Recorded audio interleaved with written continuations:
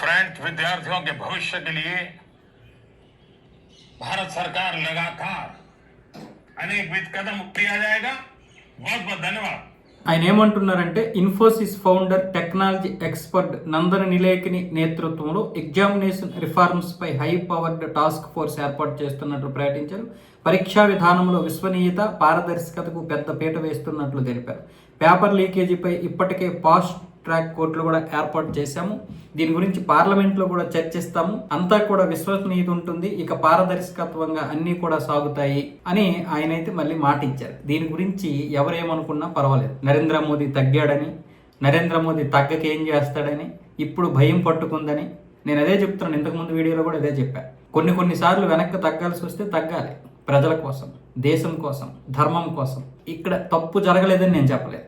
Neat leak పరీక్ష అనేది ఏదైతే ఉందో ఆ నీట్ పరీక్ష లీక్ అనేది ఖచ్చితంగా పెద్ద తప్పు. విద్యార్థులు చాలా వరకు మానసిక క్షోభకు గురయ్యారు, అందులో ఎటువంటి సందేహం లేదు. కానీ దేశాన్ని కాపాడుకోవలసినటువంటి బాధ్యత కూడా ప్రభుత్వం మీద ఉంటుంది. జరుగుతున్నటువంటి పరిణామాలు మనకంటే ఎక్కువగా కేంద్ర ప్రభుత్వంలో ఉన్నటువంటి పెద్దలకు తెలుస్తాయి. దీని వెనక ఏం జరగబోతుందన్నది కూడా వాళ్ళకి తెలుసు. కాబట్టి ఇలాంటి సమయంలో మనం దేశానికి అండగా నిల్చోవాలి. 70% మంది యువత దేశానికి అండగా నిల్చుంది. అలాగే ఆ ధర్నాలు చేసడమో లేకపోతే నిరసనలు చేసినటువంటి వారో ఉద్యమాలు చేసినటువంటి యువతను నేను తప్పు పట్టను. వాళ్ళు నిజంగా నీతి నిజాయితీ కోసం, ధర్మం కోసం, లేకపోతే వాళ్ళకి జరిగినటువంటి అన్యాయం కోసం వాళ్ళు వచ్చారు.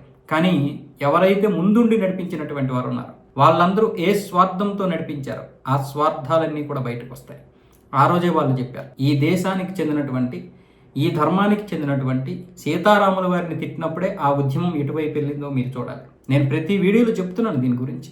ఖచ్చితంగా దీన్ని ప్రశ్నిస్తాను. లాస్ట్లో అంతా అయిపోయినప్పుడు ధర్మేంద్ర ప్రధాన్ రాజీనామా చేసిన తర్వాత వందే మాత్రం, భారత్ మాతాకి జై అన్నంత మాత్రాన నువ్వు ఈ దేశం మీద ప్రేమ ఉన్నట్లుగా నటించేసినంత మాత్రాన ఎవరో నమ్మారు.